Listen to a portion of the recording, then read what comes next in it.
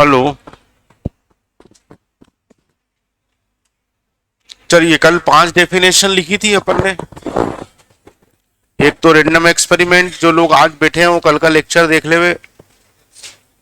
ठीक। प्रोबेबिलिटी और probability distribution हम पहले पढ़ेंगे। ठीक है। तो हमने अभी जो है प्रोबेबिलिटी शुरू किया है और उसके अंदर हमने जो है 5 डेफिनेशन लिखी है। एक तो रेंडम एक्सपेरिमेंट लिखा है, और सैंपल स्पेस हो गया, इवेंट हो गई, सिंपल इवेंट हो गई, कंपाउंड इवेंट हो गई।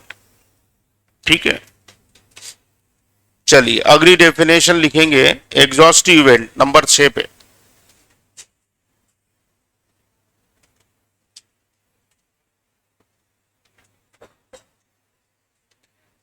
Exhaustive events, total number of possible outcomes, total number of possible outcomes of a random experiment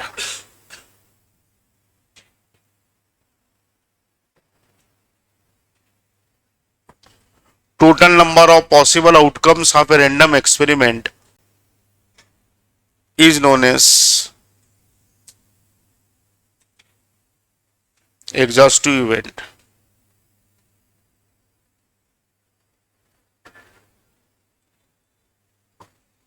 किसी भी रैंडम एक्सपेरिमेंट के total number of possible experiment को, total number of possible outcomes को exhaustive event कहा जाता है। हमने अगर डाइस को रूल किया और डाइस पे 6 रिजल्ट आते हैं तो हम बोलेंगे there are 6 exhaustive events.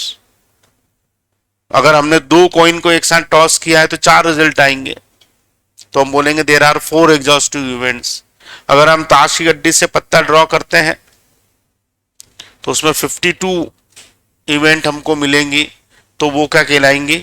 There are 52 exhaustive events, total number of possible outcome.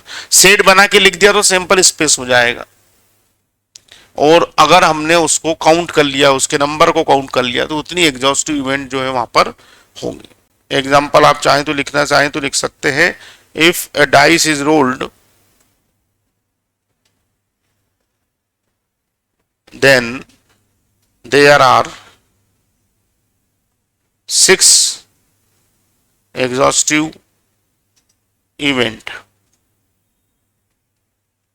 There are 6 exhaustive events, that is 1, 2, 3, 4, 5 and 6। 6 exhaustive event होंगी, 1, 2, 3, 4, 5 और 6।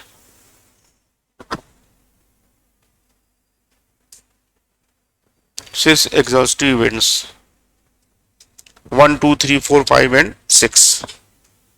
अगर 2 डाइस को रोल करेंगे तो 36 एग्जॉस्टिव इवेंट्स उसके अंदर होती।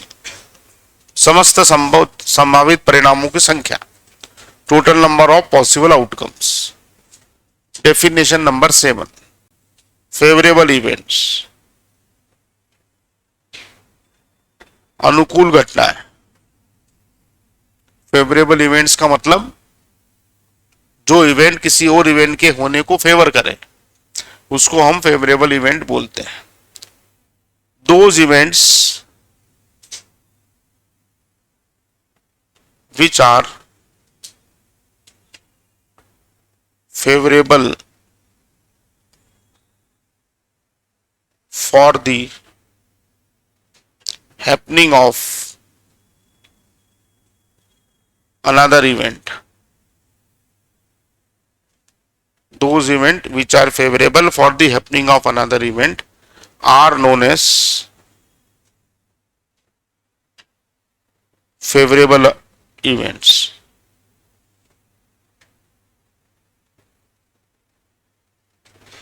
वो घटनाएं जो कि किसी अन्य घटना के घटित होने को फेवर करती हो, वो क्या कहलाएंगी? फेवरेबल इवेंट कहलाएंगे। Those events which are favourable for the happening of another event are known as favourable events. Example लिख लेंगे, if a dice is rolled अगर हम एक डाइस को रोल करें, then for getting a multiple of 2, there are 3 favorable events, that is 2, 4, 6। अगर हम एक डाइस को रोल करें तो उसके ऊपर 2 का मल्टीपल आने के लिए 3 फेवरेबल आउटकम्स होंगे, 2, 4 और 6 का आना, हैपनिंग ऑफ 2, 4 एंड 6। ठीक। If 2 dice are rolled together, if 2 dice are rolled together, अगर हम 2 डाइस को एक साथ फेंकें, if 2 dice are rolled together, then for getting a doublet,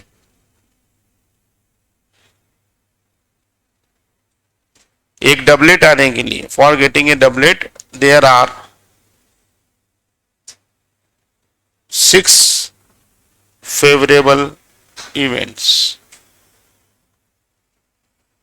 अगर हम 2 डाइस एक साथ फेंकें तो उसके लिए 6 फेवरेबल इवेंट होंगी डबलेट आने की घटना के लिए, दैट इज 1, 1, 2, 2, 3, 3, 4, 4, 5, 5 और 6, 6।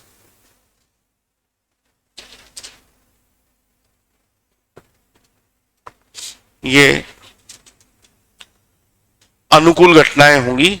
अगर हम ये चाहते हैं कि हमको एक डबलेट मिले 2 डाइस को फेंकने पर, तो उसके लिए 6 इवेंट जो है वो फेवरेबल है। डबलेट का मतलब same number on both the dice, दोनों डाइस पर सेम नंबर आएगा, वो डबलेट कहलाएगा। तो उसके लिए फेवरेबल कितनी हो गई है? 6 हो गई।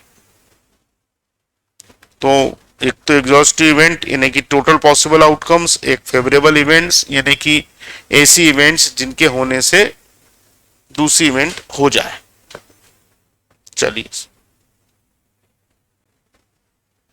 ठीक, तो एग्जॉस्टिव इवेंट हो गई, फेवरेबल इवेंट हो गई। उसके बाद 8वें नंबर पे जो डेफिनेशन आएगी वो म्यूचुअली एक्सक्लूसिव इवेंट्स की।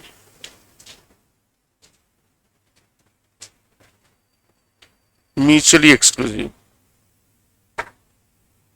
म्यूचुअली मतलब आपस में, एक्सक्लूसिव मतलब अपोजिट, विरोध करती हुई घटना है, परस्पर अपवर्ती घटना है। म्यूचुअली एक्सक्लूसिव का मतलब होता है जो साथ साथ नहीं हो सकती, उनको हम एक्सक्लूसिव इवेंट्स बोलते हैं। तो mutually exclusive events, 2 or more events are said to be mutually exclusive. 2 or more events are said to be mutually exclusive if the happening of any one of them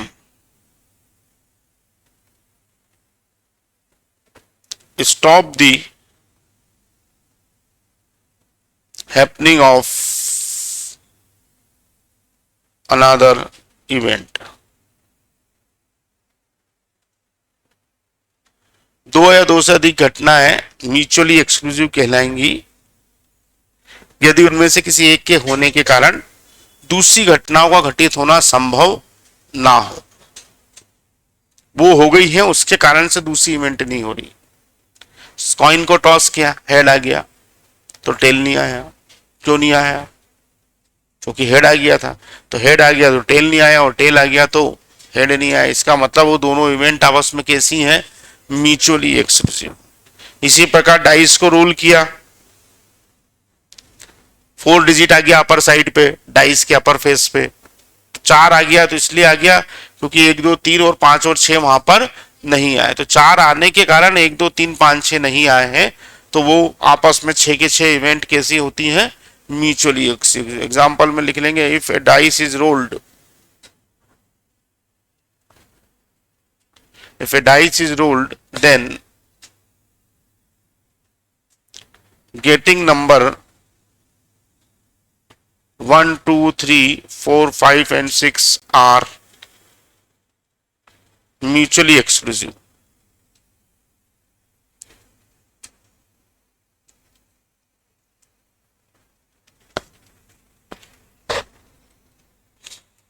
एक दो तीन चार पांच और छह का आना क्या कहलाएगा? म्यूचुअली एक्सक्लूसिव कहलाएगा और म्यूचुअली एक्सक्लूसिव। चलिए सर अगली डेफिनेशन, म्यूचुअली एक्सक्लूसिव को समझना जरूरी है। ट्रायल हम करेंगे एक बार, अगर हम कोई प्रयोग को करते हैं तो ट्रायल कहलाता है, और उसके सारे रिजल्ट में हम देखेंगे कि इवेंट म्यूचुअली एक्सक्लूसिव है या नहीं है, आपस में देखेंगे। इंडिपेंडेंट इवेंट्स, अगली डेफिनेशन, इंडिपेंडेंट इवेंट्स।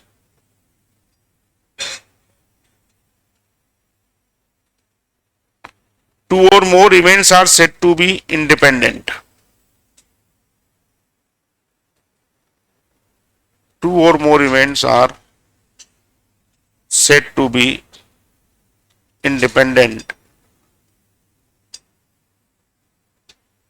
दो या दो से अधिक घटनाएं स्वतंत्र कहलाती हैं। Two or more events are said to be independent if the happening or non-happening of any one of them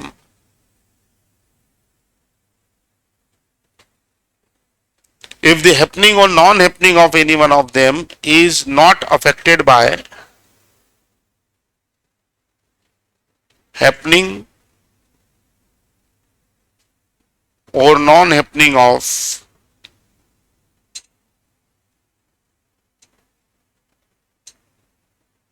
another event, उनमें से किसी एक घटना के होने या ना होने से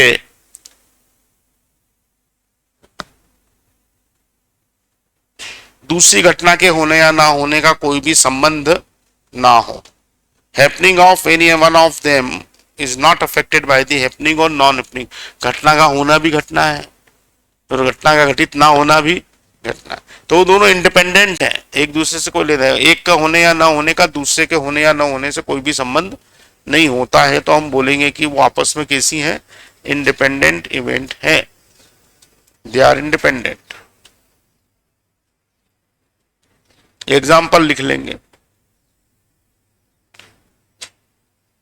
if two coins are toss together, if two coins are tossed together, if two coins are tossed together, then the outcomes of both the tosses are independent. अगर दो सिक्के एक साथ उछाले जाएं तो उन पर आने वाले रिजल्ट आपस में क्या होंगे? इंडिपेंडेंट होंगे। पहले सिक्के के रिजल्ट को दूसरे सिक्के के रिजल्ट से कोई भी लेना देना नहीं होता है, तो वो इंडिपेंडेंटली होते। चार होंगे तो चारों इंडिपेंडेंट होंगे, पांच होंगे तो पांचों इंडिपेंडेंट होंगे। आपने ये सिक्के को टॉस किया, इसमें दो रिजल्ट आए, हेड आएगा या टेल आएगा। हेड आया तो टेल नहीं आया और टेल आया तो हेड नहीं आया, तो दोनों रिजल्ट आपस में म्यूचुअली एक्सक्लूसिव है। फिर सिक्के को टॉस किया, फिर से दो रिजल्ट आ सकते हैं, हेड या टेल कुछ। यहां पर भी दोनों रिजल्ट आपस में म्यूचुअली एक्सक्लूसिव है, लेकिन दोनों टॉस आपस में इंडिपेंडेंट है। इधर हेड या टेल आने का उधर हेड या टेल आने से कोई भी लेना देना नहीं, स्वतंत्र रूप से वो ट्रायल किया जा रहा है, इसलिए बोला जा रहा है कि वो आपस में कैसे हैं? इंडिपेंडेंट। ठीक है साहब। 10वें नंबर की definition, equally likely events.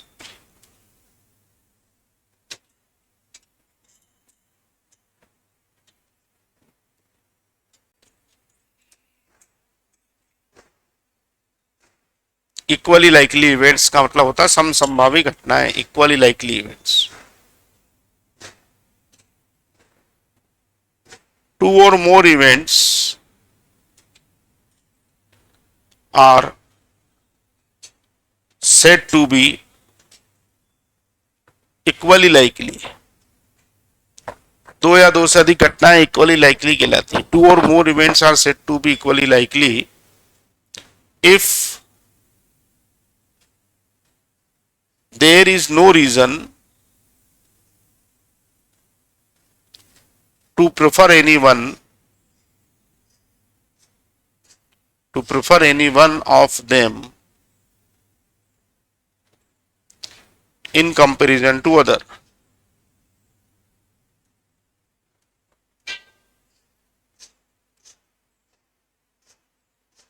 There is no reason to prefer any one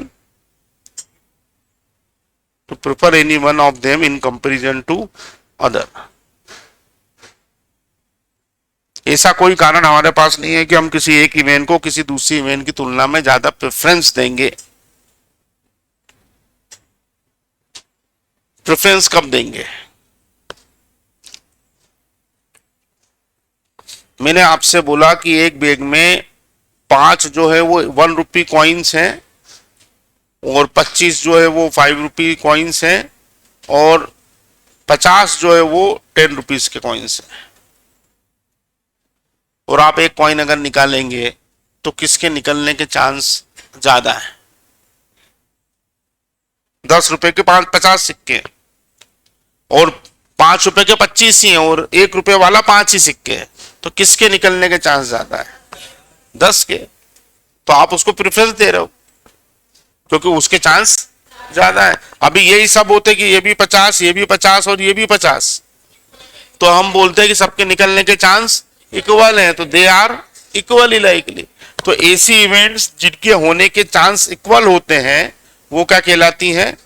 equally likely event कहलाती है. Those events having equal chance to be happen. Example में अगर हम चाहें तो लिख सकते हैं example number 1, if a dice is rolled then all the six outcomes are equally likely. अगर हम एक डाइस को रोल करें तो उस पर आने वाले सभी रिजल्ट्स आपस में कैसे हैं? इक्वली लाइकली है. They are equally likely to each other. सबके चांस इक्वल हैं. हेड और टेल के चांस इक्वल हैं. ताश की गड्ढे में 52 कार्ड्स हैं, सबको निकलने के चांस इक्वल है. तो ऐसी घटनाओं को हम क्या बोलते हैं? इक्वली लाइकली इवेंट्स बोलते हैं. हेड और टेल का आना, if a dice is rolled then getting even number and odd number are equally likely. Even number आने के चांस भी 3 है, 2, 4 और 6 आ जाए, और ऑड नंबर आने के चांस भी 3 है कि 1, 3 और 5 आ जाए.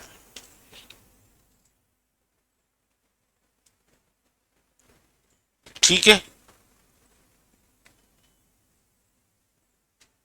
तो इक्वली लाइकली का मतलब हुआ कि सबके आने के चांस इक्वल है. आमतौर पर हम जो एग्जांपल लेके आए जिनके क्वेश्चंस एग्जाम में पूछे जाते हैं, चाहे वो कॉइन वाले हों, चाहे वो डाइस वाले हों, चाहे वो ताश की गड्डी वाले हों, ये सारे जो एक्सपेरिमेंट हैं ये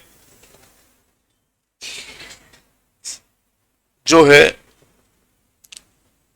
आपकी इक्वली लाइकली कंडीशन भी फुलफिल करते हैं, म्यूचुअली एक्सक्लूसिव को भी फुलफिल करते हैं और एग्जॉस्टिव को भी फुलफिल करते हैं. सारे के सारे. जैसे डाइस को आपने रोल किया तो 1, 2, 3, 4, 5, 6 6 रिजल्ट आ सकते हैं. तो 6 के 6 रिजल्ट आपस में इक्वली लाइकली हैं क्योंकि सबके आने के चांस इक्वल है. म्यूचुअली एक्सक्लूसिव भी है, कोई एक आएगा तो बचे हुए 5 नहीं आएंगे, और एग्जॉस्टिव भी है क्योंकि इन सबको मिलाने से सैंपल स्पेस पूरा बन जाता है. They are equally likely also, exhaustive also. आपने बोला कि एक डाइस को रोल किया ए इवेंट शो करता है इवन नंबर के आने को और बी इवेंट शो करता है ऑड नंबर के आने को, तो ए और बी जो है कैसी इवेंट हुए? हेलो, हाँ आदित्य, मैं क्लास ले रहा हूँ 303 में, 2:45 हाँ तो मेरे को नहीं जाना अभी, है ना, तो मैं वो हर्षित भैया को दे दूंगा अभी। हाँ तो अभी क्लास के बाद देना, रुक 10-15 मिनट। हाँ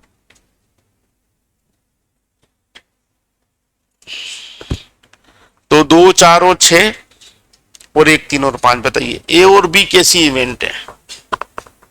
पहला ऑप्शन कि म्यूचुअली एक्सक्लूसिव है, हाँ कि ना?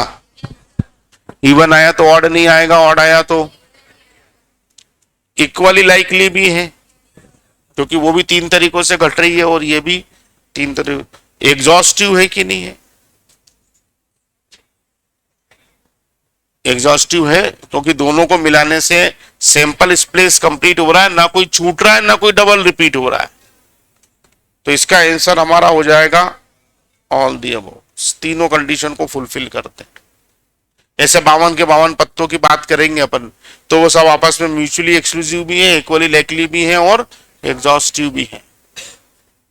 ठीक, हमसे बोला गया कि ए जो है वो इवन नंबर आना है 2, 4, 6 और बी जो है वो प्राइम नंबर आना है 2, 3 एंड 5। तो क्या ये दोनों आपस में म्यूचुअली एक्सक्लूसिव हैं? क्या ये दोनों आपस में म्यूचुअली एक्सक्लूसिव हैं?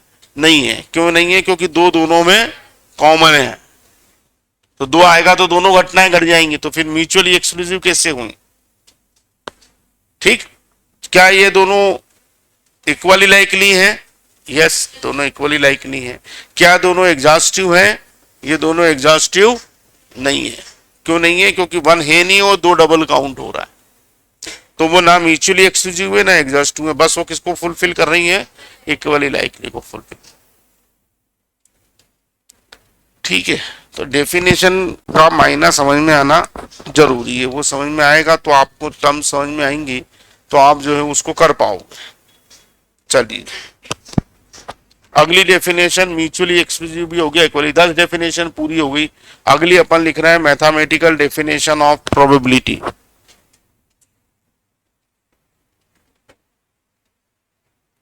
Mathematical definition of probability. 2 तरीके की डेफिनेशन होती है, एक मैथमेटिकल कहलाती है जिसका एक नाम क्लासिकल भी है और एक नाम प्रियोरी डेफिनेशन भी है, और स्टैटिस्टिकल एक होती है जिसका एक नाम एक्सोमेटिक और पोस्टीरियर डेफिनेशन ऑफ प्रोबेबिलिटी। 3 नाम डेफिनेशन के हैं। मैथमेटिकल क्लासिकल भी बोला जाता है और प्रियोरी भी बोला जाता है। तो मैथमेटिकल डेफिनेशन ऑफ प्रोबेबिलिटी किससे निकाली जाएगी? Suppose a random experiment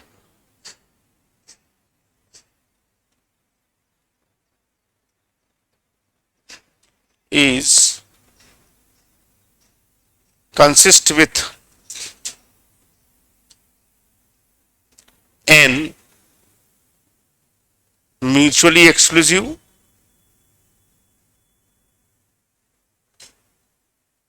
exhaustive and equally likely outcomes।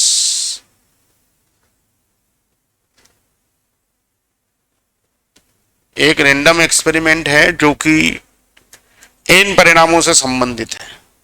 वो सारे के सारे एन जो आउटकम्स उसके मिल रहे हैं हमको, वो सारे के सारे आउटकम्स आपस में एक तो म्यूचुअली एक्सक्लूसिव हैं, मतलब एक होगा तो बाकी के नहीं आएंगे, इक्वली लाइकली भी हैं और वही तीनों बातें जिनका भी अपन डिस्कस कर रहे थे। तो सारे के सारे रिजल्ट, एन रिजल्ट जो है वो म्यूचुअली एक्सक्लूसिव भी है, एग्जॉस्टिव भी है और इक्वली लाइकली भी है। And out of which m outcomes are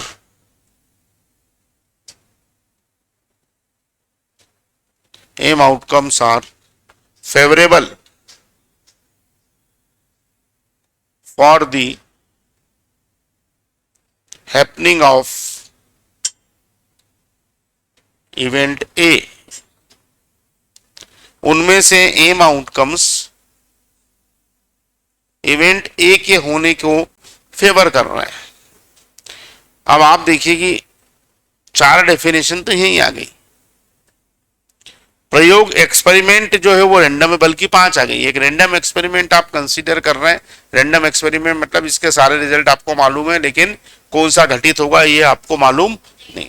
और सारे के सारे उसके जो रिजल्ट हैं वो आपस में नंबर 1 तो एग्जॉस्टिव है, नंबर 2 म्यूचुअली एक्सक्लूसिव है, और नंबर 3 इक्वल। मतलब ऐसा कुछ होगा तो ही प्रोबेबिलिटी निकलेगी, हर कहीं नहीं निकाल सकते। प्रयोग का इस तरीके का होना जरूरी है। तो अगर म्यूचुअली एक्सक्लूसिव है, एग्जॉस्टिव और इक्वली लाइकली है, और उनमें से एन में से एम इवेंट ए के होने को फेवर करते हैं, एन में से एम इवेंट ए को होने को क्या करते हैं, फेवर करते हैं, then the probability of happening of event A is given as follows। Event A के होने की संभावना इस प्रकार दी जाती है। probability of happening of event A is given as follows। वो होती है पी ए बराबर, इसको हम स्मॉल पी भी बोलते हैं, favourable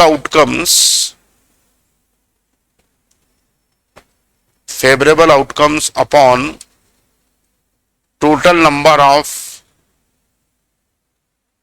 possible outcomes. Total number of possible outcomes, अनुकूल परिणामों की संख्या, favourable outcomes upon total number of possible outcomes. ये जो रेशो होता है ये कहलाता है प्रोबेबिलिटी। यानी कि हम इसको अगर सिंबॉलिकली लिखना चाहते हैं तो इसको हम एम अपॉन एन लिख सकते हैं, P is equal to m upon n. Probability जो है वो एम अपॉन एन है।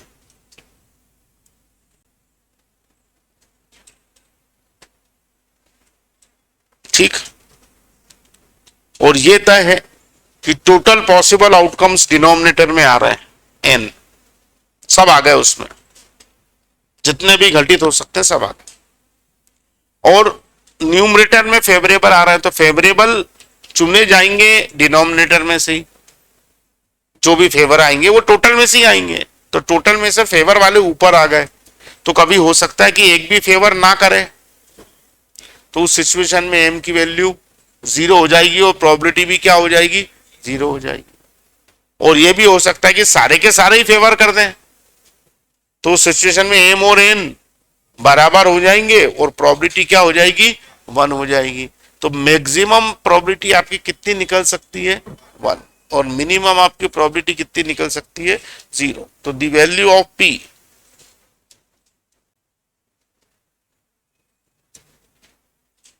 the value of P is lies in between value of P is lies in between 0 to 1। P की value 0 से 1 के बीच में लाए करती है, means 0 is less than equal to P and P is less than equal to 1। और definitely जिस event के लिए m की वैल्यू 0 आएगी वो तो हो ही नहीं सकती है, क्योंकि फेवर में ही कोई नहीं है, तो उसको इम्पॉसिबल इवेंट बोलेंगे। और जिसके लिए m की वैल्यू n के बराबर हो जाएगी वो बिल्कुल होके रहेगी, तो उसको निश्चित घटना बोलेंगे। तो जिस इवेंट की प्रोबेबिलिटी 0 वो इम्पॉसिबल इवेंट, और जिस इवेंट की प्रोबेबिलिटी 1 वो निश्चित घटना, सर्टेन इवेंट, उसको क्या बोलेंगे, भाई एक बैग में अगर 10 सफेद गेंदें रखी हुई है और एक गेंद हम निकालेंगे तो वो सफेद रंग की निकलेगी। टोटल केस भी 10 है, फेवरेबल भी 10 है, तो निश्चित घटना है ना। और एक बैग में अगर 10 सफेद गेंदें निकाली और हम बोले काली गेंद निकलेगी, तो काली गेंद तो है ही नहीं, तो फेवर में कोई है ही नहीं, जीरो, तो उसका घटित होना संभव नहीं है। Favourable upon total is equal to probability, घटना के घटित होने की प्रोबेबिलिटी। टोटल केस अगर एन है तो उसमें से एम उसको फेवर कर रहा है।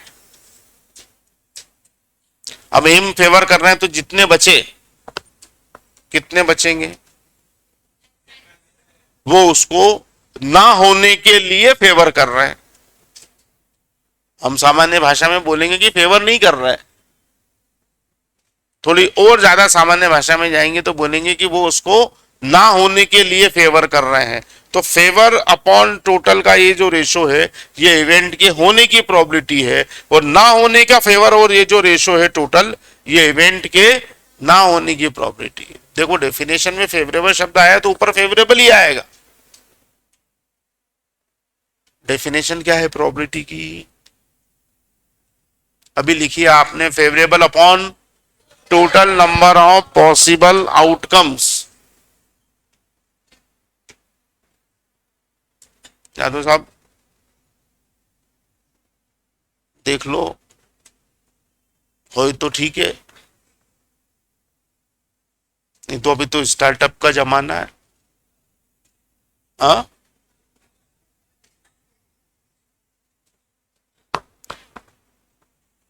आप आने लग गए और हम पढ़ाने लग गए तो इसका मतलब ये नहीं कि आप पढ़ लोगे। मना भी कर सकते हैं कि कल से मत आना, क्योंकि वो 5वें नंबर की जो बैच है ना, उसमें कई सारे बच्चों का तो इसलिए खराब हो गया बेचारा कि वो गलत जगह फंस गए थे। कई सारे हैं, अभी उनकी दुखती रग पे हाथ रख दो ना तो ऐसा उगलेंगे, वो कोने में ले जाके पूछो तो वो बकायदा नाम और फोटो भी बता देंगे कि ये थे। तो 3 4 5 उसमें से मेरे को एक तो हटा दिया मैंने, वो तो दूसरी बैच में पढ़ रहा है वो। बाकी के जो 3 4 5 जो हैं वो बिल्कुल भरोसे में मत रहना, यार आ गए तो आ गए, बैठ गए तो बैठ गए। पढ़ो तो आना, वापिस वही का वही घटनाक्रम फिर से दोहराना है तो बिल्कुल मत आना। भुट्टा उट्टा तो सेकेंडरी है, और जिस दिन तू लगाएगा दुकान भुट्टे की उस दिन मैं भी आऊंगा, मेरा मुंह देख के लोग ज्यादा खरीदेंगे।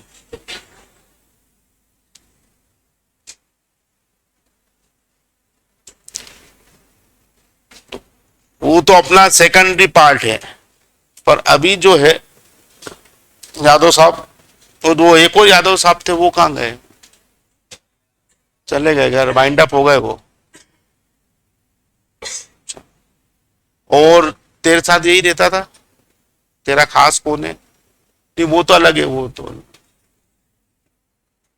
और तेरा खास कौन था तेरे साथ, कौन, एक गलती से इंटर में चला गया,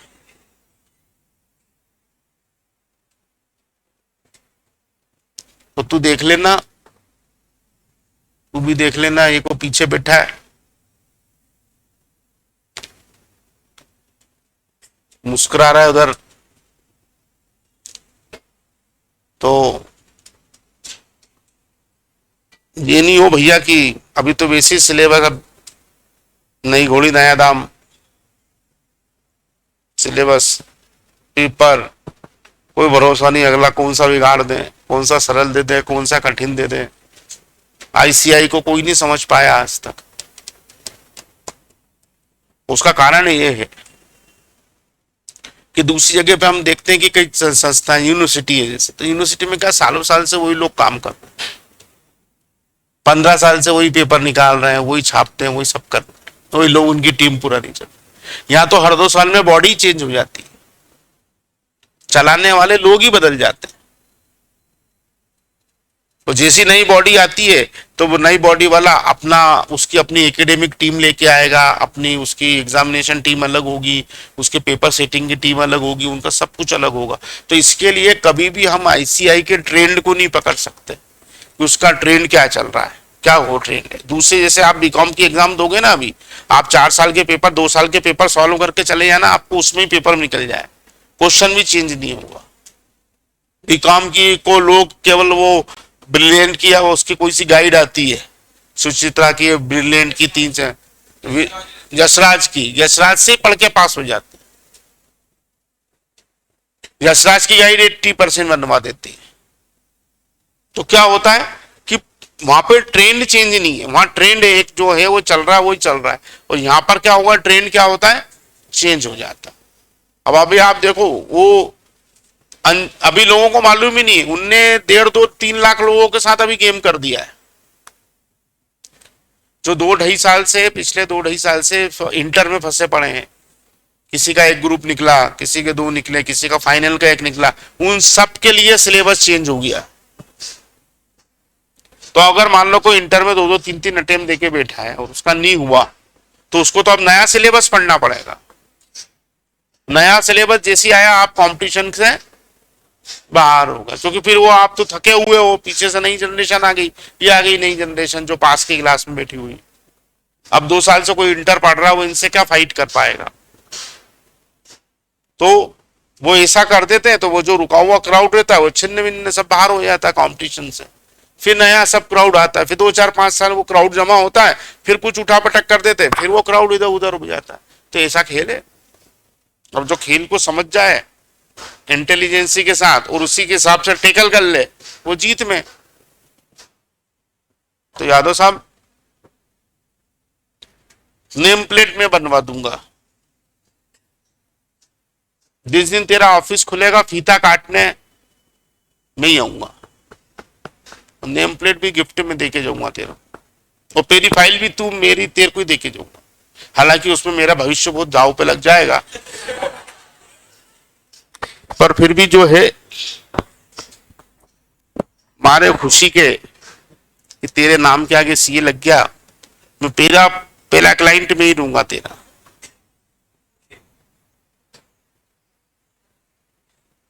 ठीक है, पर थोड़ा सा कर ले तू, अब इतनी बड़ी बात की दी मैंने तेरे को, और 2-4-5 के और ले आऊंगा मैं, चिंता मत कर। ये जितने दूसरे हैं ना, इन सब की दुकान बंद करा देंगे। तो एन टोटल है, एन में से एम फेवर में जा रहे हैं, तो बचे हुए एन माइनस एम इवेंट के ना होने को फेवर कर रहे हैं। तो होने की प्रोबेबिलिटी तो हो गई आपकी कितनी, एम अपॉन एन, और ना होने की प्रोबेबिलिटी हो गई n minus m upon n. बात डेफिनेशन में चेंज नहीं है, डेफिनेशन वही है कि फेवरेबल अपॉन टोटल, लेकिन एम होने को फेवर कर रहे हैं और एन माइनस एम ना होने को फेवर कर रहे हैं। इसलिए ये होने की प्रोबेबिलिटी डिफाइन करेंगे और ये ना होने की प्रोबेबिलिटी डिफाइन करेंगे। तो आगे अपन इसमें लिख लेते हैं, जहां आपने खत्म करा उसके आगे, कि out of n outcomes m are favorable for the happening of the event. Out of n outcomes, m are favorable for the happening of the event. Therefore, the remaining n minus m are favorable for non-happening of the event, non-happening of the event.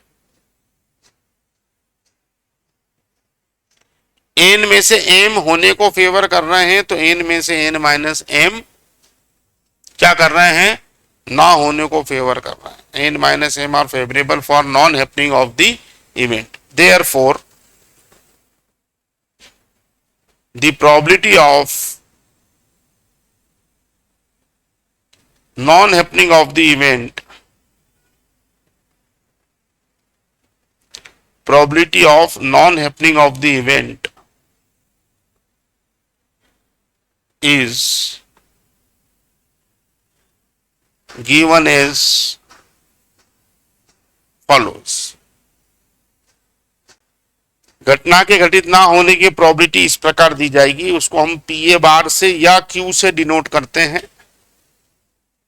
या तो हम उसको पीए बार बोल लें या Q बोल लें, और वो होता है n minus m upon n, क्योंकि फेवर कर रहे हैं एन माइनस एम, टोटल है एन, तो इनको ही अपन लिख सकते हैं 1 minus m upon n. So this is equal to q is equal to 1 minus p and q plus p is equal to 1 always. होने की प्रोबेबिलिटी और ना होने की प्रोबेबिलिटी का जो टोटल होता है वो हमेशा क्या होता है, 1 होता है। तो इसलिए कहते हैं कि अगर हमको होने की मालूम है तो हम ना होने की निकाल सकते हैं, और ना होने की मालूम है तो होने की निकाल सकते हैं।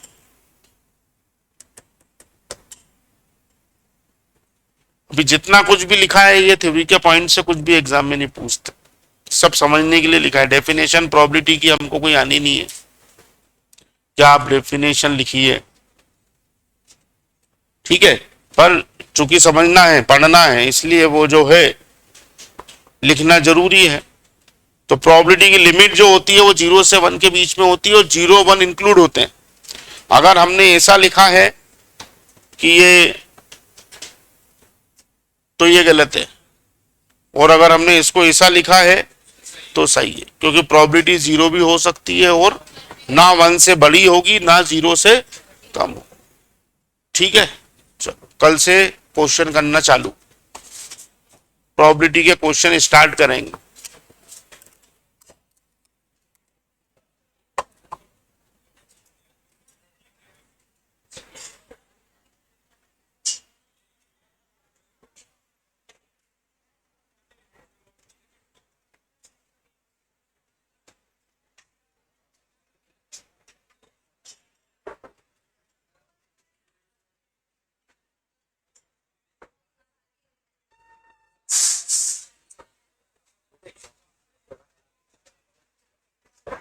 हाँ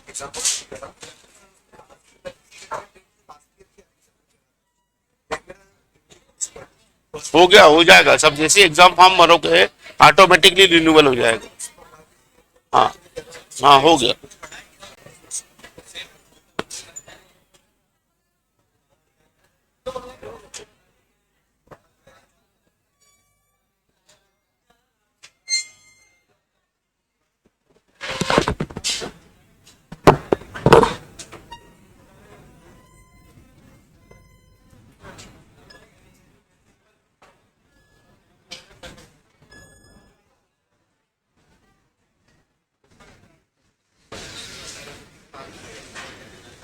तो एग्जाम फॉर्म भरते हैं,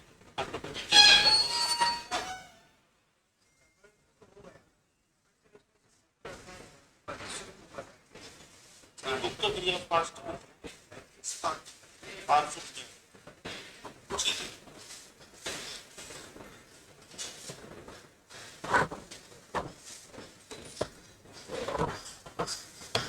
फुल स्पीच वाले करते फोर्थ शिक्षा वाली भी शिक्षा आप साहब किसके साथ इधर बैठती थी, इधर कोने में ये वाली थी जहाँ वो लोग बैठते थे, क्या कितना है नंबर, कम आए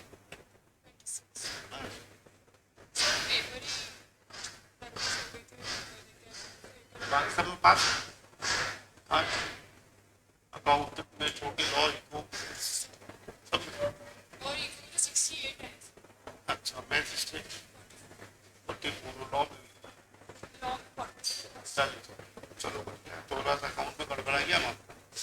उलझ गई। सर नर्वस हो गई थी, पेपर बिगड़ गया। क्या नाम है तुम्हारा? प्रतिष्ठा। प्रति दोरी रहती है। अभी सब में थोड़े थोड़े बढ़ाने, इतने से काम नहीं चलते, थोड़े थोड़े आगे भी बढ़ाने।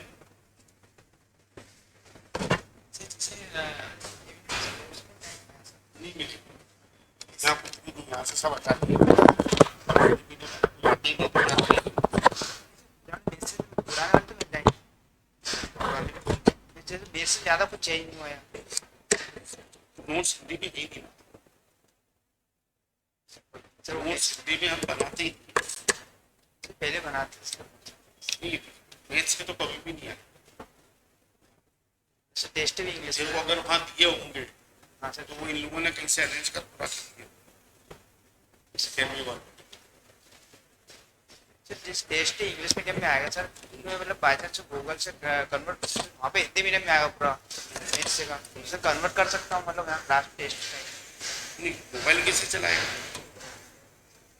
मोबाइल क्यों चला हिंदी का?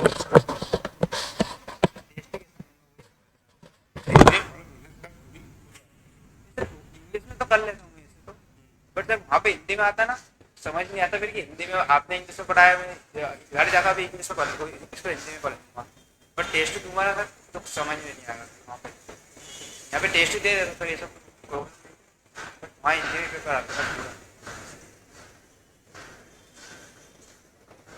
देख ले यार, कैसे हो तो पढ़ना, तो तेरी मेहनत तो जाए।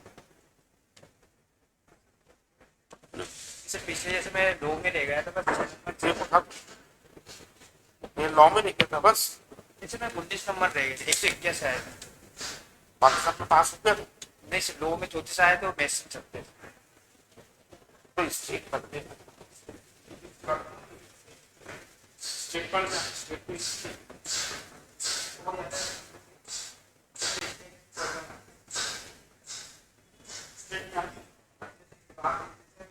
हम एक